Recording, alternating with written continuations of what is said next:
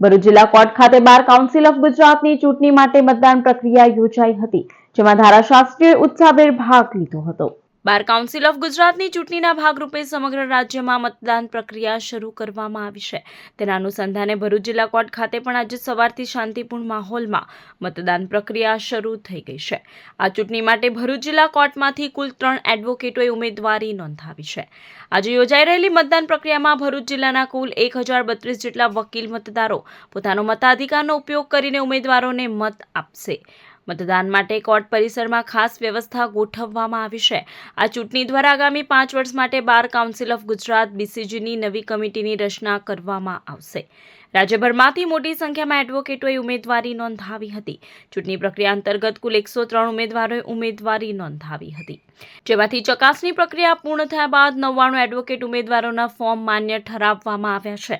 આગામી દિવસોમાં મતગણતરી બાદ બાર કાઉન્સિલ ઓફ ગુજરાતની નવી ટીમની જાહેરાત કરવામાં આવશે। ઓરડાબરાના સનુક સનાલાલ છે, હું ભરૂચ જિલ્લાનો પોલિંગ ઓફિસર છું। આજ રોજ બાર કાઉન્સિલ ઓફ ગુજરાતની આજે ચૂંટણી છે, તેનું મતદાનનો સમય 10:30 થી 5 વાગ્યાનો છે। ભરૂચમાં 1032 જેટલા વકીલ મિત્રો વોટિંગ કરી શકે તે માટેની આજે મતદાન ગોઠવેલું છે।